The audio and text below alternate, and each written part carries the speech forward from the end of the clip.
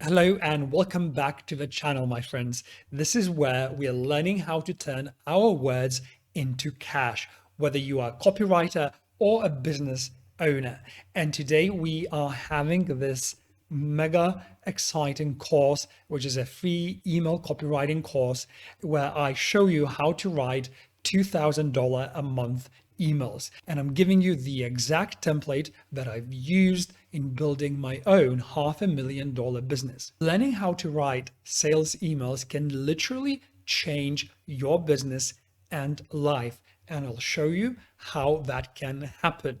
So let's get started. In this mini course, you learn how to write emails that sell and scale your business. We'll also look at this email template that I've used for years now to build my $500,000 online language school where we have a team of 10 people. Now, we'll also look at what you need to do in order to get your emails opened. Number 4, we'll learn how to tell mini stories that make your readers want to buy from you. And this is an important skill, storytelling in your emails, because then we can very smoothly introduce your product and make it a no-brainer for your reader to buy. And then lastly, we'll look at how to format your email to actually get it read. So if you're wanting more copywriting videos, don't forget to like and subscribe whilst we are starting the training. So part 1, we're going to learn this $500,000 email template.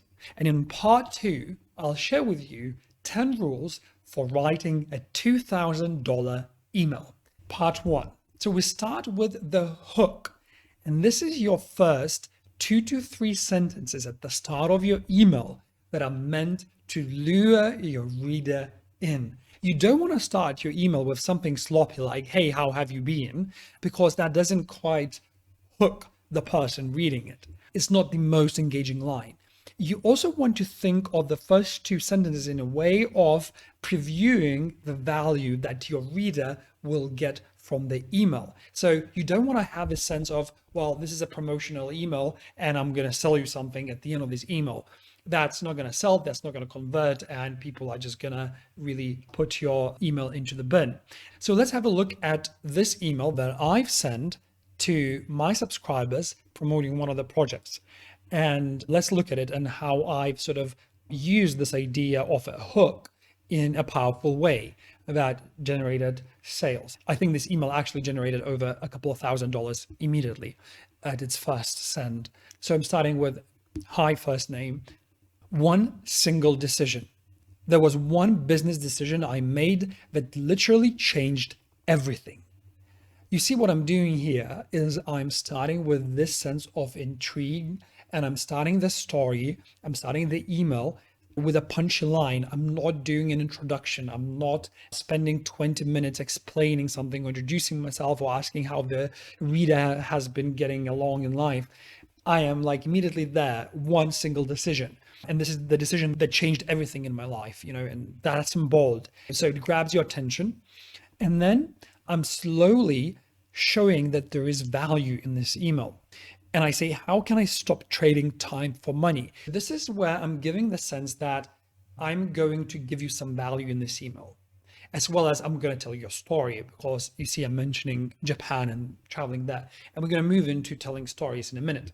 So once again, make sure that your hook is punchy, is powerful, engaging, and it grabs the reader's attention, and it shows the reader that this email is worthwhile reading. And now we move on to the second part of your email, which is having a mini story and telling a mini story. Why is that important? We are storytelling creatures.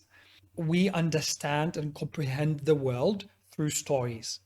So telling a good and powerful story creates connection with your reader. In sales, I think this is the most underrated, undervalued skill and technique. If you manage to tell a good story, I promise it's going to make a difference in your business. Now, it's not just a random story that you tell in your email. You really look at your professional life, at your personal life, and you choose stories that are relevant to that email's call to action. For example, you are selling your new ebook, which is around the topic of knitting. So you might want to share a mini story how you first saw your grandmother knit at the age of 5, but you have to do that in a way that is short, again, punchy and engaging. This is not where you write like a novel and nobody reads it. So let's look at the mini story that I'm using to frame this email. What I'm saying here is that, I was traveling in Japan, and at the time I was living in Bali. I was teaching English online. I say that it wasn't a business. It was just, a source of income. And then I go into saying that I pulled out a notebook and wrote down a question. Now, why is this important? Because later on in my call to action, I'm going to invite people to buy my journaling program. So in order to show the power of journaling, I'm telling my readers a story how journaling changed my life and my business. Okay, so once I've written that down, that question, which is how can I stop trading time for money, I got the following answers. And then I took action. And once I've taken action, well, voila, I had a business. So that story really illustrates the power of the product, the service that I am later offering. And yet the story is personal and the story is honest. I'm not making anything up. I'm not, trying to sound better than I am, but I'm just sharing what happened in my life. And what this does, it makes it relatable. It makes it personal, which is, I think, the key in selling anything nowadays. And now I'm getting to the segue, which is how do you transition from telling a story to inviting your reader to buy, to subscribe, to like, to share, to do whatever you want them to do in a way that is organic, authentic, and doesn't really jar with the reader's experience so far. Because if you told a nice story, your reader is hooked, they are enjoying it. So you don't want your segue to be like, a bucket of cold water. You want that to be natural. And how do you do that? What I've done here in my own email, I said, it also freed me up to start the Growth Journal membership and teach people like yourselves to use their journals to catapult to their best future. So what I'm doing here, and then I go, and it was down to a single decision and of course my dedicated journal practice. So what I'm doing here is I'm saying, because of journaling, I managed to build up my business, which then gave me the freedom to create this program, which is for you, which is teaching you how you can journal to build your dream future. You see, so that transition is really natural in the context of the story. And then how do you frame your call to action, which is the last part that we're talking about in this email framework before we move on to the 10 rules for writing your best-selling email.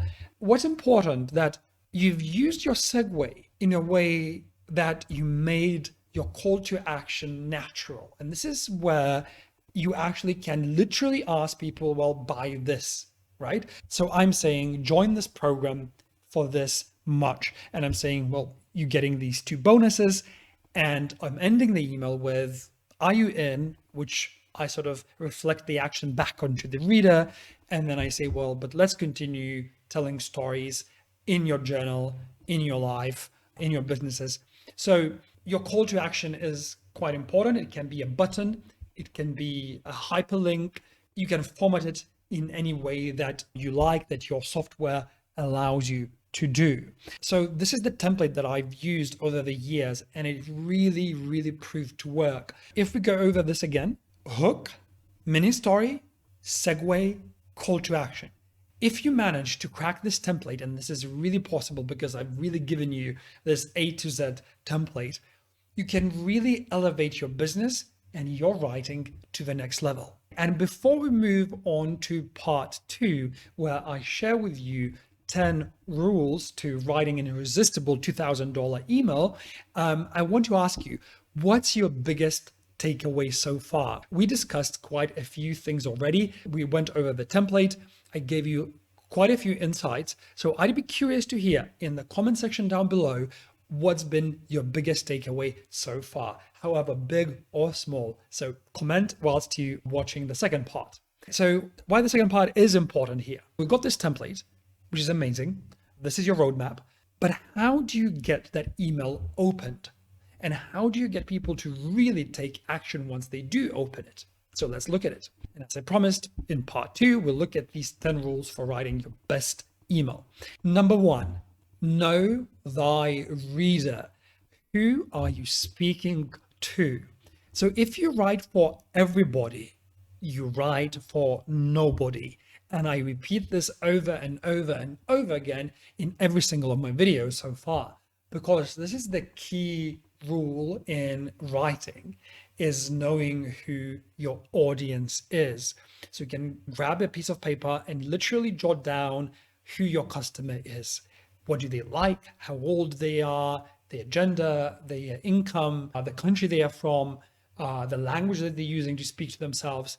Really explore who your reader is and write it to them. Another good way to think about it is if you had a client that bought something from you, write it to that client, think of that client, and make your email sounded like you're being friendly, you're being personal. Make it sound like that you're writing this email to your best friend. And knowing that at the back of your mind will change the tone of your email, will change the phrasing of your email, will change how you speak. So it's an easy exercise that you can do in a few minutes, but it will literally change everything about your copy. So it's worth doing. Number 2, make sure your subject line is punchy and arouses curiosity. I have been using the word punchy for a reason throughout this training. And this is because you want to have that sense of power in your copy and in your words. If you want your words to really be turned into cash, they can't be sloppy words.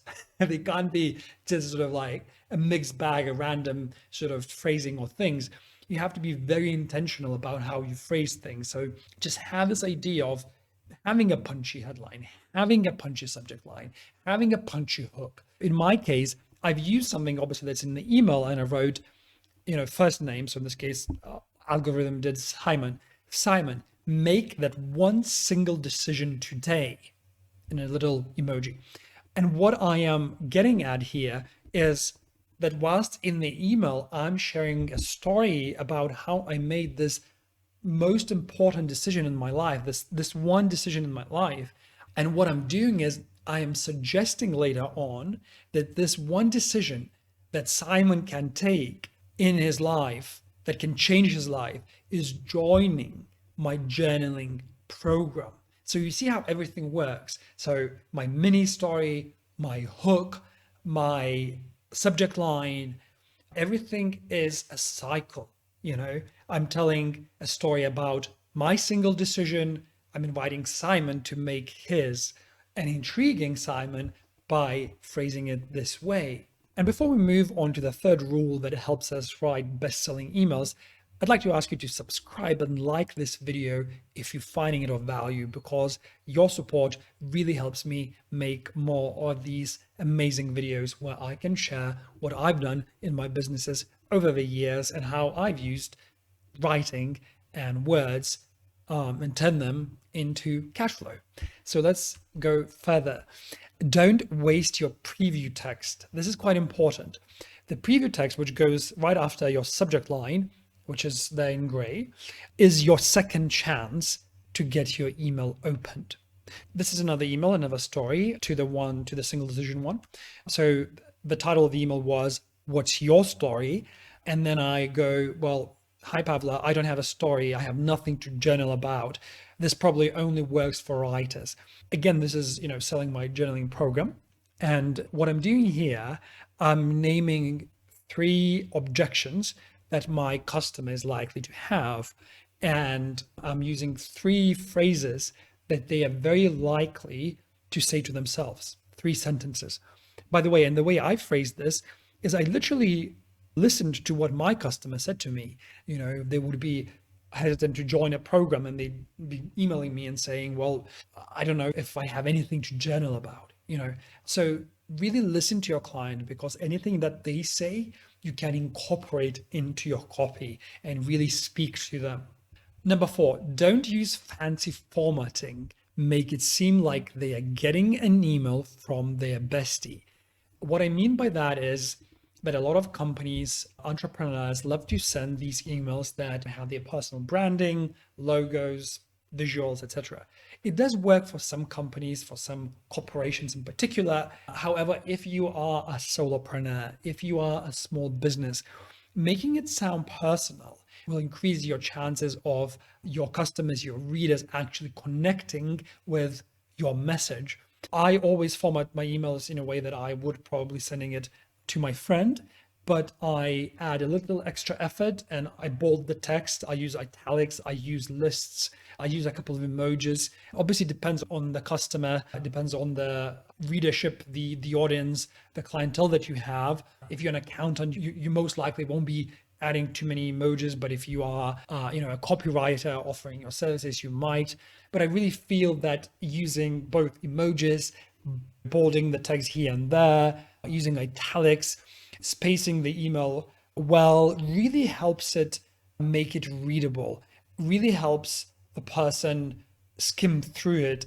Maybe the person won't read the entire thing, but they will get bits of it, and then that will naturally lead them to the call to action. Another quick tip that I have, and I think I mentioned that in one of my previous videos, that was start late and finish early. And what do I mean by that? This is a script writing rule which says that you have to cut right into action and finish at the point where it's still interesting and intriguing and is of value to the audience. This is the same rule for your email. Don't do long-winded introductions and outros for your email. Cut in right away, hook, tell a story, segue, do your call to action, and bam, done. Have it in mind. Start late, finish early, and no, fluffing around. So then number 6, always have a call to action in your email. That can be your sign up, that can be a load to get a product, that can be asking them to forward the email on to their friends. Whatever your business is, try to get your readers, your clients to interact with your email. I often do something that is a little unusual, I think. I ask people to respond to the email. So it depends obviously on a project, but if I know that, I'm starting something new, I want to interact with people, I want to understand what their problems, issues, challenges are, I want to understand what words they're using when they talk about those problems. I find it very, very helpful if people respond to my email and share their stories. So I often phrase a question of some sorts as well, and I say, hey, just hit reply and I promise to get back to you as well. Okay, number 7, make your email fast paced. Before sending it, go over the email and slash all the unnecessary words. Now, this goes back to the rule that I had here, which was start late, finish early. It just sort of helps you make it actually happen.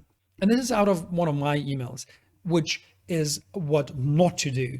If you see the text is pretty wordy, it's clunky, it's quite hard to read, and for example, the line in the sentence in bold is very, very wordy and it's sort of heavy to comprehend, it would really do with some slashing away, it would really do with some slimming and trimming and possibly rewriting.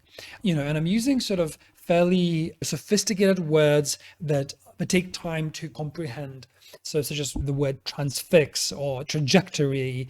And there's nothing wrong in doing that, but to cram it all into one sentence is another thing. You don't want to do that. This is what not to do. So be brutal with your copy, be brutal with your emails. Once you've written them, pick up a pen and just whatever, virtual pen, and slash out, cut out all the words that do not serve the message that can be cut out.